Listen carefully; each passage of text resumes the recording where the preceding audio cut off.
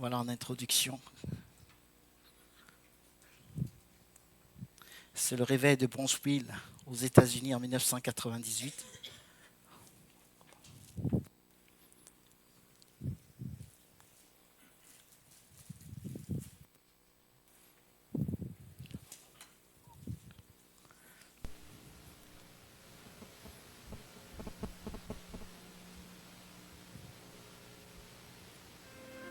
I'm opening these altars. As soon as the music starts for this song, you run to the Lord for mercy. He will not turn you down tonight. You run to the Lord. Don't look around. Don't wait. Don't let the devil sit on your lap. Hop up and you come to Jesus right now. Alléluia. Right now. Venez à Jésus maintenant. Get up right now. Don't wait on anybody Levez-vous else. maintenant. Ne regarde pas autour de toi. Ne regarde pas après d'autres Come personnes. on. Where everything is unknown. Ce chant s'appelle Mercy Seat. I face Le trône de la miséricorde. the power of sin on my own. I did not know of a place where I need the could Lord. go, I need the where I Lord. could find a I need the way to heal my wounded soul. He said that I could come into His presence without fear, into the holy place where His mercy Come on. hovers near. Venez, venez, venez. I'm running, Come on. I'm running, I'm running to the mercy What are you waiting seat on? where Je cours au trône de la grâce. Jesus is calling. He Au trône de said His miséricorde. grace will What are you waiting cover for? me, His blood will alone breathe. It will provide the healing. I need the Lord. I'm Come on, running to friends. the mercy seat. Come on. I'm running to the mercy seat. Forgive me, Lord. Forgive me, Pardonne-moi, Lord. Seigneur. Pardonne-moi, Seigneur. Forgive me, Lord. Pardonne-moi, Seigneur.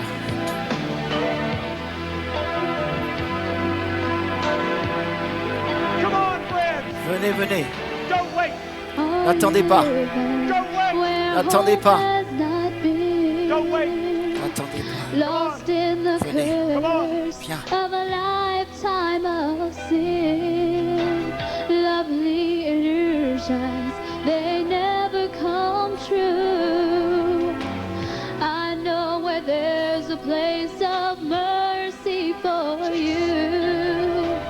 He said that you could come into His presence without fear, into the holy place where His mercy hovers near.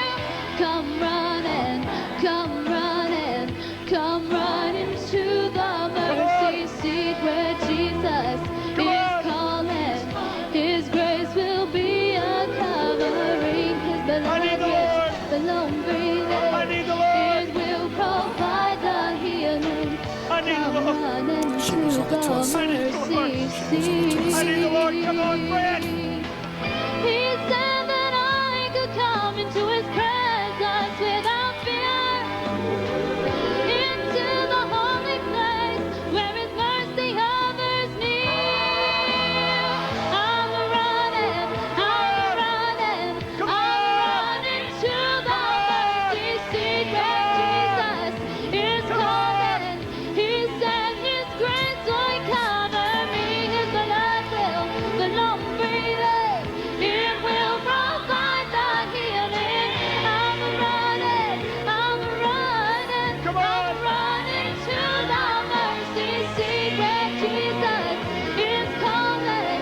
He said His grace will cover me, His blood will alone breathe.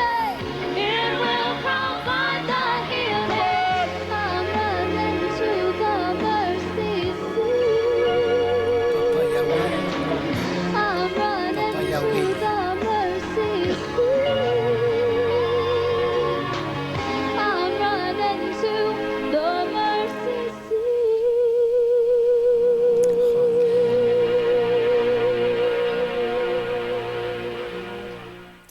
Alléluia. Amen. J'aurai l'occasion de revenir lors de cette étude sur ce réveil qui a lieu à Bronzeville, aux États-Unis, dans une assemblée de Dieu. Et c'est un réveil qui a duré des jours, des mois et des mois. J'aurai l'occasion d'en parler. Alléluia. J'aimerais qu'on aille dans ce passage. Et puis on va parler d'autres réveils aussi. Alléluia. Dans Néhémie chapitre 1, 11. Néhémie chapitre 1, versets 1 à 11. À travers cette vidéo, ça vous donne déjà un avant-goût. Alléluia. Amen. Néhémie 1, 1. Il est dit, voilà, vous y êtes.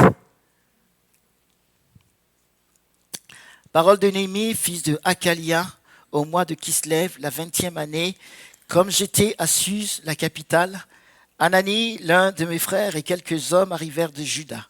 Je les questionnai au sujet des Juifs rescapés qui étaient restés de la captivité et au sujet de Jérusalem. Ils me répondirent, ceux qui sont restés de la captivité sont là dans la province, au comble du malheur et du déshonneur. La muraille de Jérusalem a des brèches et ses portes sont brûlées par le feu. Lorsque j'entendis ces paroles, je m'assis, je pleurai et pendant plusieurs jours, je pris le deuil.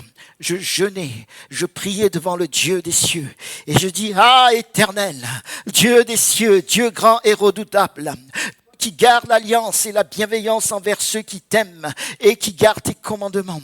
Que ton oreille soit attentive et que tes yeux soient ouverts pour exaucer la prière de ton serviteur. Je suis en prière devant toi en ce moment, jour et nuit, pour tes serviteurs, les Israélites, en confessant les péchés des Israélites, nos péchés contre toi, moi et ma famille, nous avons péché, nous avons vraiment mal agi envers toi, et nous n'avons pas observé les commandements, les prescriptions et les ordonnances que tu as données à Moïse, ton serviteur. Souviens-toi de cette parole que tu prescrivis à Moïse, ton serviteur. Lorsque vous serez infidèles, je vous disséminerai parmi les peuples. Mais si vous revenez à moi et si vous gardez mes commandements et les mettez en pratique, alors quand même vous seriez bannis à l'extrémité du ciel. Et là, je vous rassemblerai et je vous ramènerai vers le lieu que j'ai choisi pour y faire résider mon nom. Ils sont tes serviteurs et ton peuple, que tu as libéré par ta grande puissance et par ta main forte. Ah Seigneur, que ton oreille soit donc attentive à la prière de ton serviteur et à la prière de tes serviteurs qui veulent craindre ton nom. Donne aujourd'hui du succès à ton serviteur et fais-lui obtenir la faveur de cet homme. J'ai alors et chanson du roi. Amen. Alléluia. Nous allons dans 2 Chroniques, chapitre 7, verset 14. 2 Chroniques, chapitre 7, verset 14. Amen. Il y a une forte présence de Dieu actuellement. Je sens la présence de Dieu là. Ouf. Il est dit dans 2 Chroniques, chapitre 7, verset 14. Si mon peuple sur qui est invoqué mon nom s'humilie, prie et recherche ma face, s'il revient de ses mauvaises voies, moi je l'écouterai des cieux, je lui pardonnerai son péché et je guérirai son pays. Amen. Seigneur, on se tient devant toi. Je tiens sincèrement à te remercier pour ce temps de louange. Où, Seigneur, eh bien, tu as visité ton peuple, ce temps de louange, d'adoration. Ces paroles prophétiques, Seigneur, ce témoignage, oh mon Dieu, les offrandes, oh mon Jésus. Et maintenant, tu veux parler à ton peuple. Qui suis-je pour que tu m'utilises? Qui suis-je pour que tu me mettes, Seigneur, eh bien, ta parole dans mon cœur pour annoncer ta parole à ton peuple? Qui suis-je? J'ai tellement besoin de toi, oh Dieu. Maintenant, Seigneur, remplis-moi encore de ta vie. Oh, touche les cœurs, percute nos cœurs. Aide-nous non seulement à entendre ta parole, mais à la mettre en pratique. Au nom de Jésus de Nazareth, je te remercie pour toutes les choses que tu as prévu de faire à travers travers la prédication de ta parole. Dans le nom de Jésus de Nazareth. Amen et amen. Que Dieu soit béni. Alléluia. Bien-aimés, lorsque nous lisons ce verset, ces versets, le verset 4, il est dit, lorsque j'entendis ces paroles, je m'assis, je pleurais, et pendant plusieurs jours, je pris le deuil.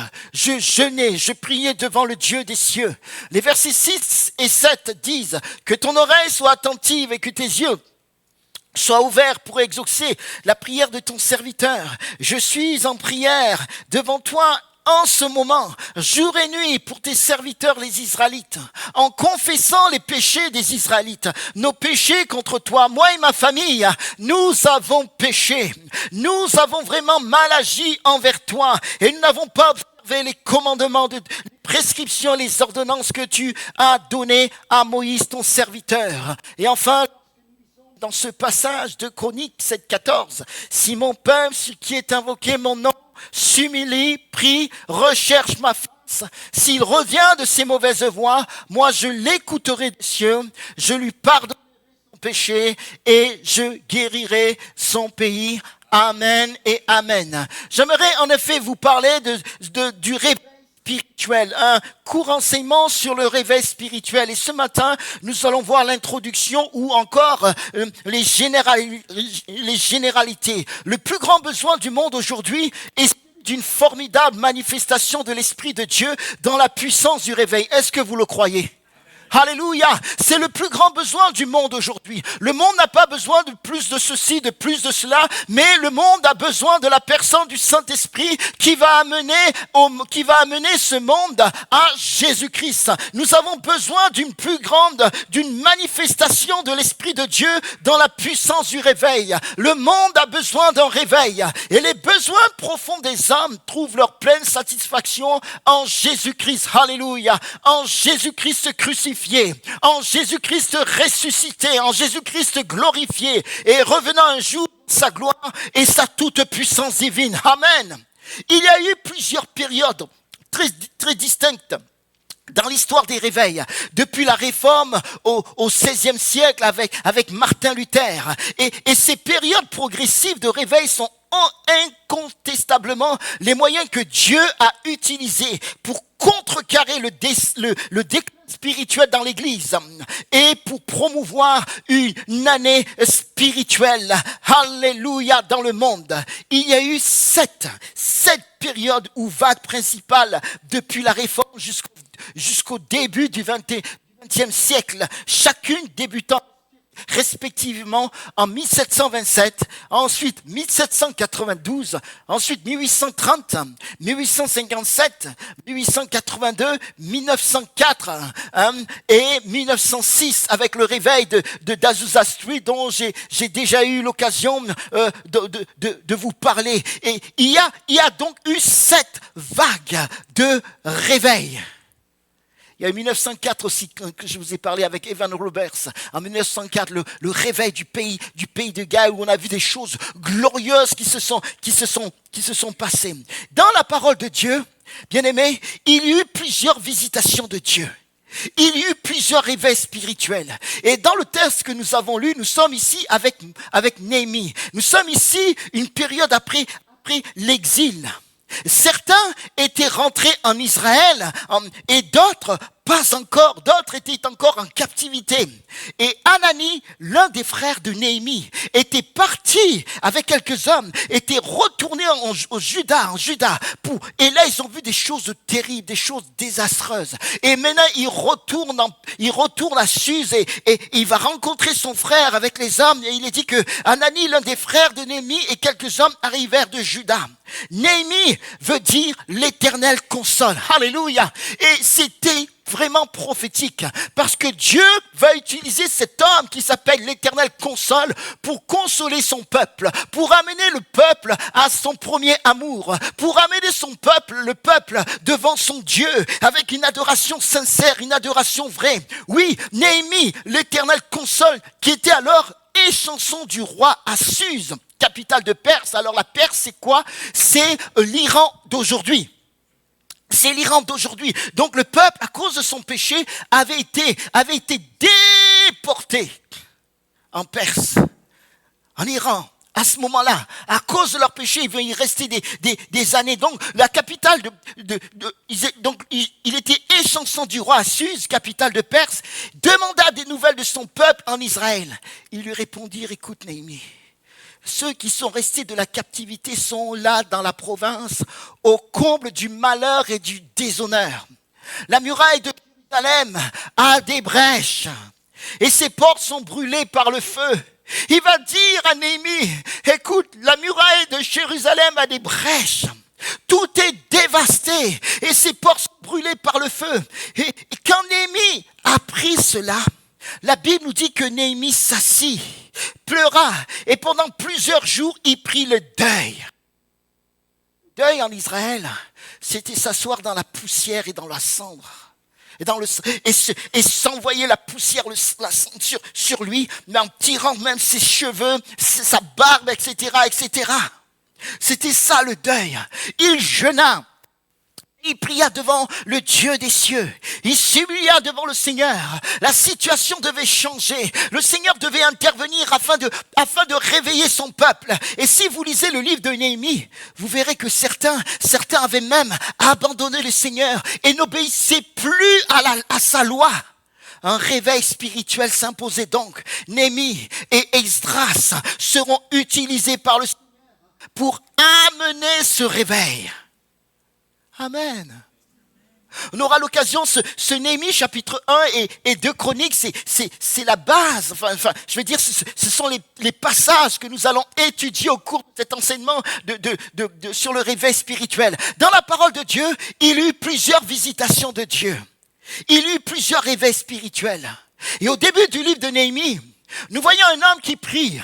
Il prie, mais pas une prière pour prier, pas une prière des prières messages, pas une prière m'as-tu vu, mais c'était le cœur qui était devant son Dieu. Il prie. Nous voyons un homme complètement brisé, un homme au cœur contrit. Il va prier nuit et jour et nuit. Il va jeûner pendant plusieurs jours. Il prie le deuil, il pleura, il ressentait la douleur de Dieu. Et j'ai une question à te poser ce matin. Est-ce que tu peux ressentir la douleur de Dieu? Est-ce que tu peux ressentir le cœur de Dieu?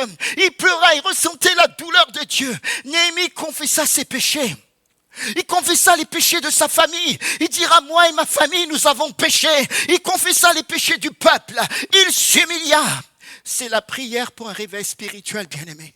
C'est la prière pour un réveil spirituel. C'était un appel d'angoisse dans le cœur de Néhémie, un fardeau d'angoisse. Et quand je parle d'angoisse, je ne parle pas de cette angoisse qui invite certaines personnes à prendre des comprimés ou voir d'autres à se suicider. Non, cette angoisse-là, c'est l'angoisse qui est maladie, voire même démoniaque. Mais lorsque je parle de l'angoisse, c'est tout autre chose. C'est l'angoisse dans le cœur de Dieu. L'angoisse signifie douleur extrême. L'angoisse signifie détresse. L'émotion est si vive qu'elle devient douloureuse, aiguisée. C'est une douleur intérieure, profondément ressentie à cause de votre condition, des conditions en vous et autour de vous. L'angoisse, c'est une profonde douleur et le chagrin. C'est l'agonie du cœur de Dieu. C'est l'agonie du cœur de Dieu. Néhémie connaissait les douleurs du cœur de Dieu. C'était un homme intime avec Dieu. C'était un homme de prière. Je répète, nous voyons un homme complètement brisé, un homme contrit. Il va prier jour et nuit.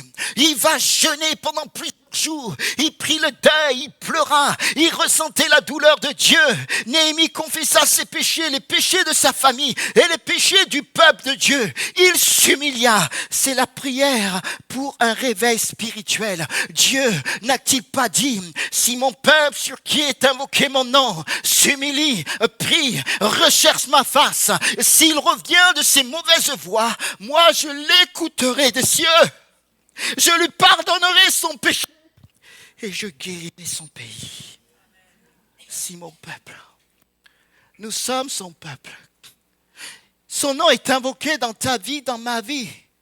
On ne parlera jamais assez de la nécessité d'un réveil, non d'un pseudo-réveil, mais d'un authentique réveil de la conscience qui conduit à la repentance. Alléluia, à un retour du cœur vers Dieu. et qui a des conséquences dans la vie des églises, dans la vie des foyers et dans la vie du monde païen en général. Un réveil de fabrication humaine provoqué par des artifices charnels ne peut que laisser le vide après son passage. Il faut que le peuple de Dieu connaisse le réveil, afin que ceux du dehors qui sont morts dans leur péché, qui sont morts dans le péché, puissent expérimenter la résurrection. Alléluia. L'Éternel va amener son serviteur et aller des ossements desséchés. Et il va lui parler. Fils d'homme, ces os pourront-ils revivre? Et parfois le peuple de Dieu, et d'ailleurs c'est une prophétie sur Israël, donc sur quelqu'un, un peuple qui connaît Dieu. Et parfois le peuple de Dieu, l'Église avec un grand E, est comme ainsi mort, des ossements. Et quand c'est comme ça, il faut un réveil spirituel, mes bien-aimés. Et c'est dès lors qu'à travers cela, à part cela, le monde est aussi mort. Des ossements, eux aussi vont connaître le réveil spirituel. Les réveils ne s'importent ni ne se fabriquent. Ils ne s'inventent pas par un procédé ou un autre. Le réveil se produit lorsqu'il existe un état de cœur qui répond aux exigences de Dieu. Amen. Qui répond aux exigences de sa parole et de son esprit. Le réveil, c'est avant tout un état de cœur qui permet à Dieu d'agir en toute liberté sur l'esprit de l'homme, du peuple de Dieu, et amène ce dernier à se lever et à se mettre à l'œuvre. Il ne faut pas que le chrétien ou le peuple de Dieu se contente de quelques manifestations, de quelques encouragements, mais il leur faut chercher avec persévérance les causes des échecs et de la pauvreté spirituelle. Qu'est-ce qu'un réveil spirituel? Qu'est-ce qu'un réveil spirituel? On va voir la définition pour ce matin. Un réveil, c'est un passage de sommeil. Réveil, le mot réveil veut dire passage de sommeil à l'état de veille. Amen. Et ce réveil est spirituel. Donc, c'est le passage du sommeil spirituel. C'est quelqu'un qui était dans une sommeil spirituel. Il vit sa vie chrétienne, mais vraiment sans plus, voire même, cette personne peut avoir même abandonné, s'éloigner de Dieu. Et parfois, elle peut chanter, elle peut louer, mais en réalité, son cœur, il y a la mort. Il y a la mort. C'est le passage du sommeil spirituel à l'état de veille spirituelle. Le réveil, dans sa définition biblique, est se réveiller du sommeil de la mort, c'est revenir à la vie. Alléluia. Et un réveil spirituel, c'est se réveiller de la mort, c'est revenir à la vie, celle que Jésus nous offre. C'est le Zoé de Dieu. Zoé, c'est un mot grec qui veut dire vie. Zoé veut dire la vie de Dieu. Et j'aime le dire, c'est la vie avec un grand V, parce qu'elle vient de Dieu. C'est la vie. D'ailleurs, Jésus dira, je suis le chemin, la vérité et la vie. Et quand il dit ça, c'est le Zoé. Alléluia. Amen. En conséquence, qu'est-ce que le réveil spirituel encore? C'est, comme je le dis, c'est se réveiller de son sommeil spirituel. Le réveil, c'est une visitation de Dieu. Par voie de conséquence, les chrétiens abandonnent rapidement leurs péchés et réajustent leur vie sur le ciel. Ils vont faire un étalonnage. En chimie, on parle de l'étalonnage. On va étalonner nos vies sur les standards de Dieu. Amen. Bientôt, leur cœur commence à s'embraser et à se pétrir de douleur en faveur du salut de tous les hommes se trouvant en tout lieu. Et c'est là encore le baptême d'angoisse, afin qu'ils puissent aussi connaître la joie d'adorer Jésus et d'obéir à Christ. Qu'est-ce que le réveil? Le réveil consiste dans l'abandon par l'Église de son relâchement et de la conversion des pécheurs. Amen. Ce matin, ça va envoyer ce matin encore. Qu'est-ce qu'un réveil? Un réveil, est le moment où Dieu se révèle dans une sainteté terrifiante et une puissance irrésistible. Lors d'un réveil, il y a la sainteté de Dieu qui vient. Et les gens réalisent leur péché. Ils réalise la sainteté de Dieu comme Ésaïe, dans Ésaïe 6, où il voit le Seigneur dans toute sa gloire, dans toute sa puissance, et il entend ces séraphins, Saint, Saint, Saint, et l'Éternel des armées, toute la terre est remplie de sa gloire. Et quand il vit cela, il dit, malheur à moi! Et il a fallu qu'on lui mette des pincettes sur les lèvres. Mes lèvres sont impures. Il va réaliser la sainteté de Dieu. Et le Seigneur va venir le purifier. Alléluia. Amen. Donc c'est un réveil, c'est le moment où Dieu se révèle dans une sainteté. Dans une sainteté terrifiante et une puissance irrésistible. Il s'agit du moment où il visite le monde des hommes en leur communiquant une vision toute fraîche de sa gloire et de sa grâce, et où simultanément il leur révèle leurs péchés, leurs faiblesses et leur besoin désespéré de la miséricorde de Dieu. Amen. Qu'est-ce qu'un réveil? Un réveil et l'abandon de son péché, un retour à Dieu. Un réveil implique toujours une conviction de péché de la part de l'Église, produite par le Saint-Esprit. C'est pas un être humain qui produit cela, c'est le Saint-Esprit, tout comme vous l'avez vu dans la vidéo. Dans ce réveil, c'est le Saint-Esprit qui produit cette conviction de péché, de justice et de jugement. Et souvent, ce sont des cas de désespoir. Les racines du péché doivent être détruites. Les chrétiens voient leur péché d'une manière si vive qu'ils crient à Jésus. Alléluia. Qu'est-ce qu'un réveil? Un réveil est que l'emprise du monde et l'emprise du péché sont brisées dans la vie des chrétiens, dans la vie de l'Église. Non seulement le chrétien sait qu'il est mort au monde, mais maintenant il le vit concrètement. Amen. Le réveil le transporte sur un terrain si favorable qu'il prenne un nouvel élan vers le ciel.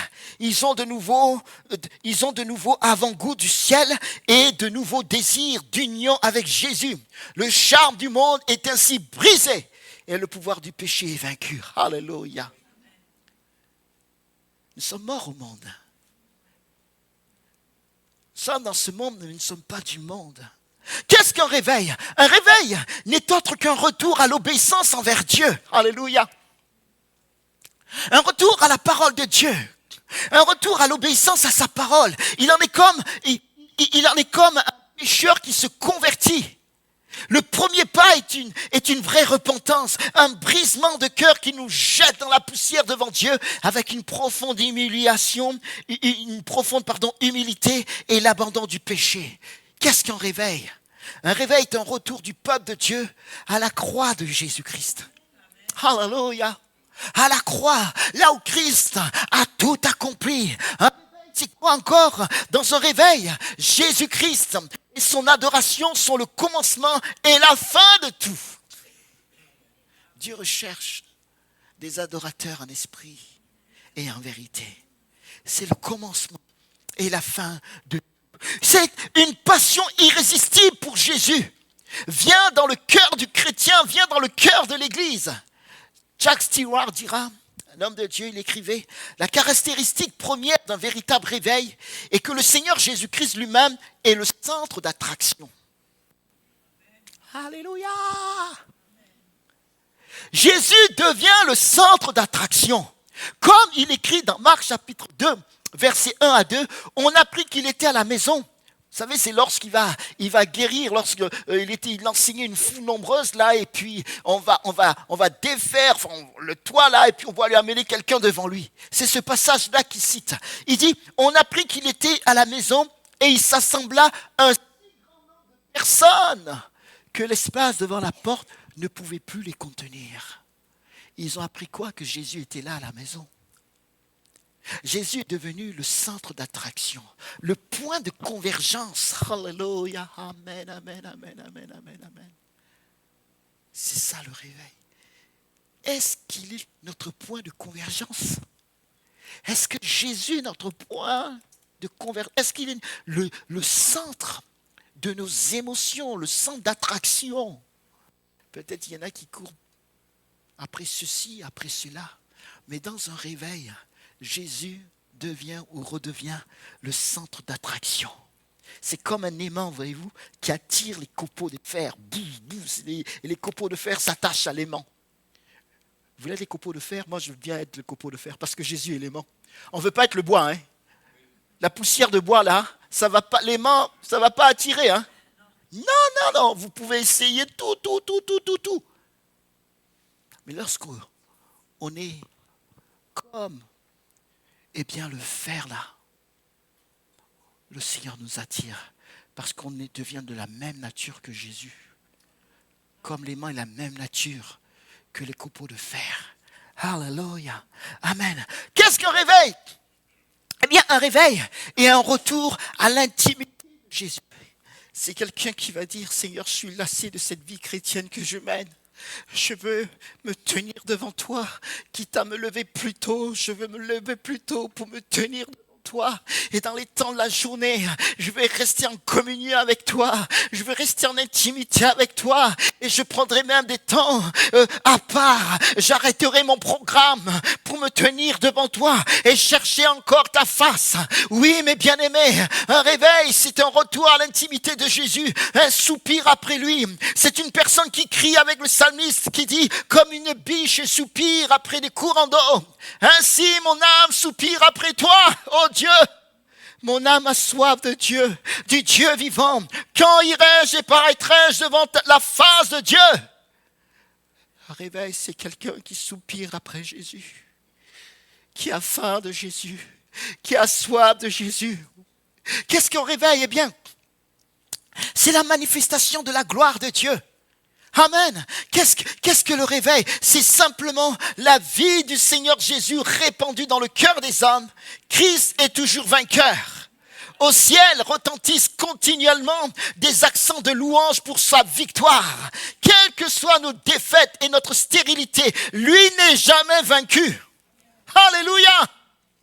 Il n'est jamais vaincu. Sa puissance est illimitée. Tout ce que nous avons à faire de notre côté, c'est de mettre au point nos relations avec lui afin de démontrer sa puissance dans notre cœur, notre vie, notre service. Ainsi, sa vie victorieuse nous remplira et débordera sur les autres. Ça va impacter les autres. Alléluia.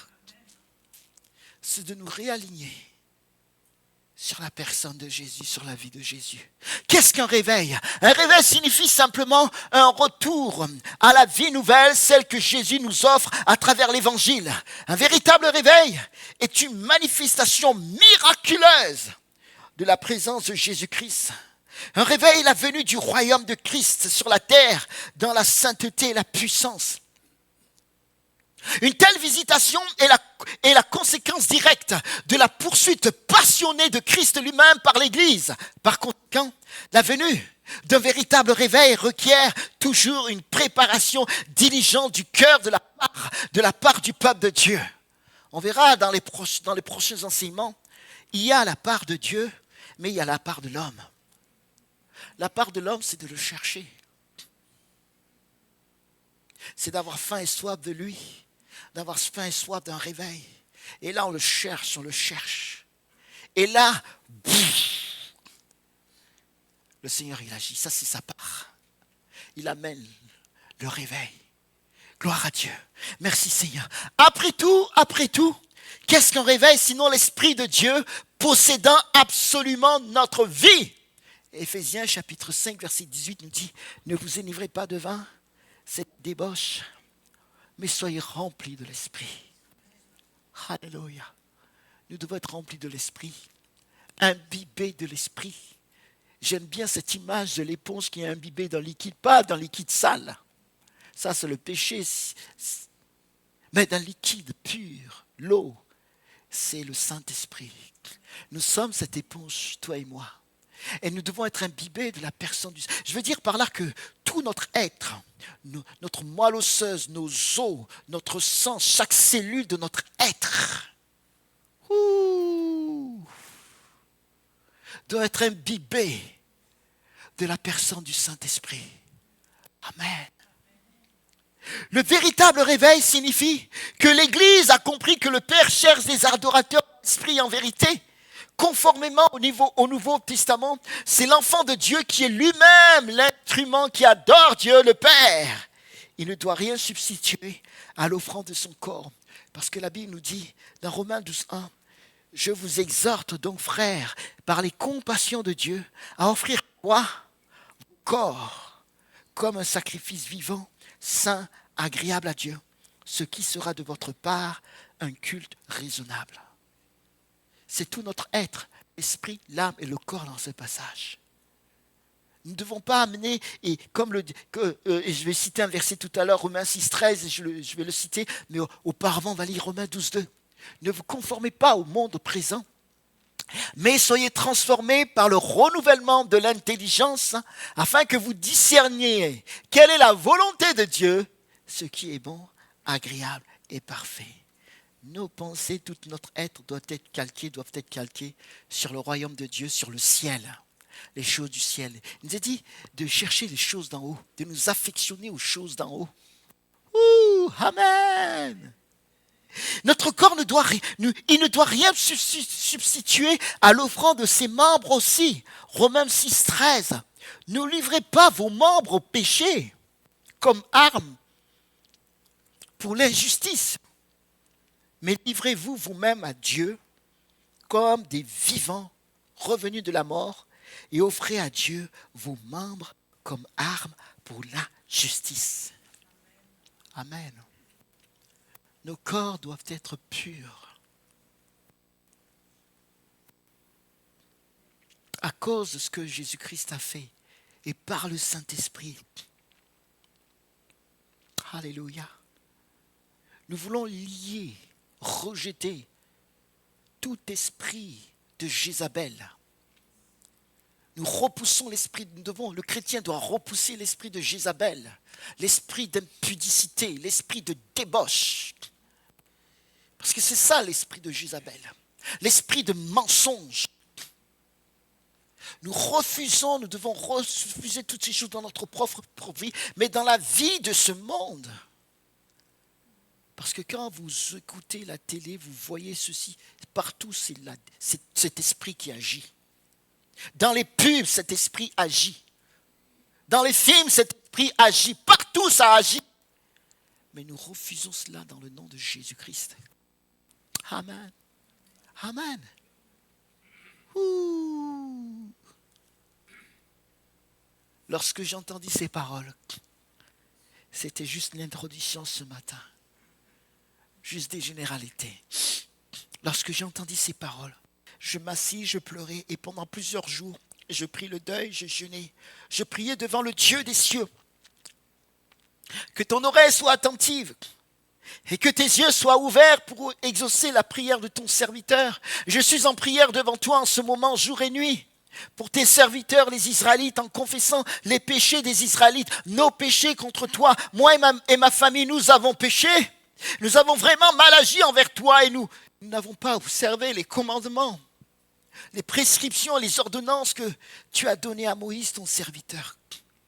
Si mon peuple, sur qui est invoqué mon nom, s'humilie, prie et recherche ma face, s'il revient de ses mauvaises voies, moi je l'écouterai des cieux, je lui pardonnerai son péché et je guérirai son pays. Amen. Oui, ce matin, c'était juste des généralités, une introduction, comme je le disais tout à l'heure. Frères, si tu étais la clé du réveil, Dieu cherche un homme, Dieu cherche une femme. Et on verra que dans les prochaines études, dans les prochains enseignements, que parfois c'est parti juste de mamie. Elles étaient tellement âgées qu'elles ne pouvaient plus venir à l'église. Elles se sont dit, on va se voir et on va commencer à prier pour l'église, pour notre pasteur, etc. Et là, Dieu a envoyé un réveil. On aura l'occasion de voir tout cela. Des fois, ça commence par une seule personne. Des fois, ça commence par le peuple qui réalise tout cela et qui se met en prière. Non, cela ne peut pas continuer. Dieu est en quête d'un homme et d'une femme. Et la Bible nous dit que Dieu cherche un homme, bien sûr une femme qui se tienne à la brèche. Mais il dit, je n'en trouve point. Est-ce qu'il va te trouver ce matin? Et si tu étais la clé du réveil, et si tu étais l'instrument que Jésus veut utiliser pour le réveil, où sont les hommes, où sont les femmes qui prient en enfantant dans la prière et pleurent pour un un réveil? Où sont les hommes, les femmes qui aspirent à la sainteté parfaite et un amour passionné pour Jésus et qui ne veulent voir que la gloire de Jésus? Où sont les hommes et les femmes qui veulent voir le règne de Jésus se déverser sur les nations? Alléluia!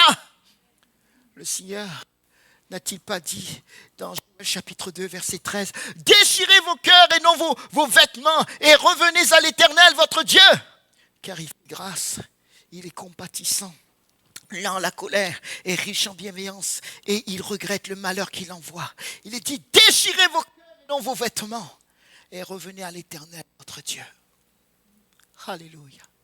N'a-t-il pas dit encore, dans Jérémie chapitre 9, verset 12 à 14, « Vous m'invoquerez et vous partirez, vous me prierez et je vous exaucerai. Vous me chercherez et vous me trouverez si vous me cherchez de tout votre cœur. Je me laisserai trouver par vous, dit l'Éternel.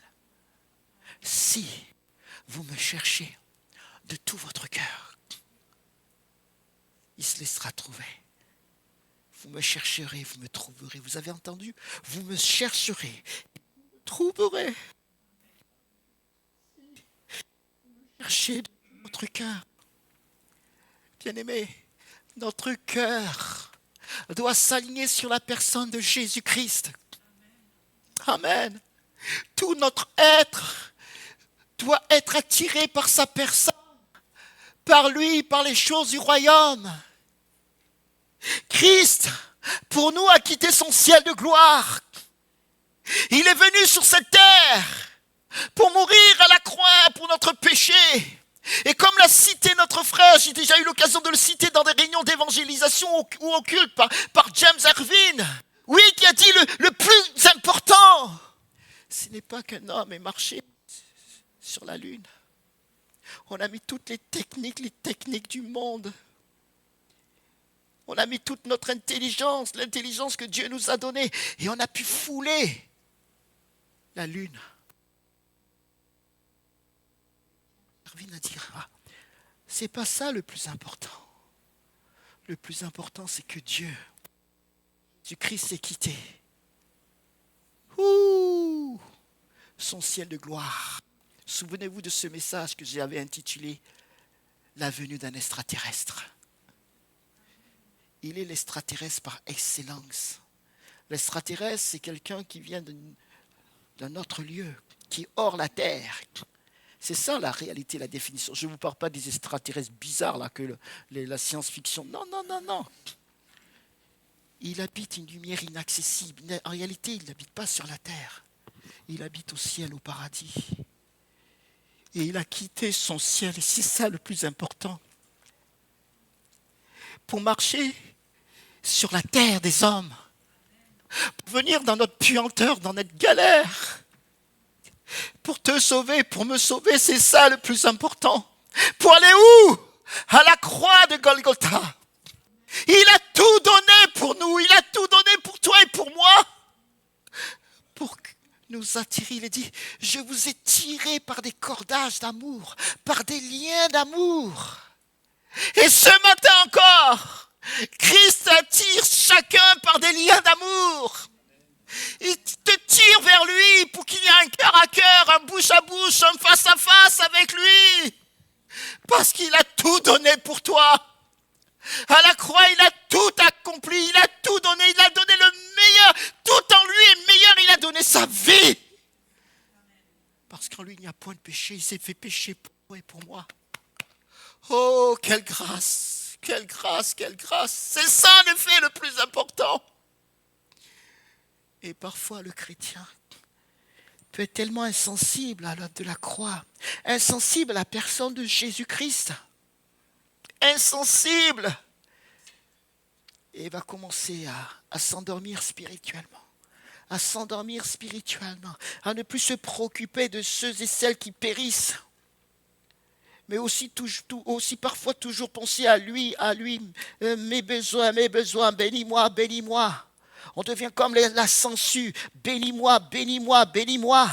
Et lève les yeux, il y en a qui périssent. Et lève les yeux, Jésus t'appelle encore à être plus intime avec lui. Et à ce moment-là, On a besoin. Quand la personne, le chrétien, la chrétienne est dans cette situation, on a un réveil spirituel. Le plus grand besoin est celui d'une formidable manifestation de l'Esprit de Dieu dans la puissance du réveil. Je finis avec ce point, cette chanson. Voici les paroles d'un chant sur le réveil composé en prison le 16 août 1956 par le pasteur chinois Samuel Lembe. Une quinzaine d'années plus tard, le réveil commençait. Amen. Ce chant a pour titre « Il faut un vrai réveil ». Voici le couplet. Le fils prodigue a connu des années de froid et de doute. Le fils aîné, resté chez lui, se plaint. Sa vie piétine. La maison de Dieu dépérit. Satan se réjouit. Et le refrain nous dit, ô Dieu, nous t'en prions, ranime notre foi au feu du Saint-Esprit. Vivifie ton Église, que de joyeux chants de grâce s'élèvent jusqu'à toi. Deuxième couplet. Dieu agit difficilement dans une église de pécheurs. Prions, repentons-nous. Les feux de paille sont sans effet. Il faut un vrai réveil.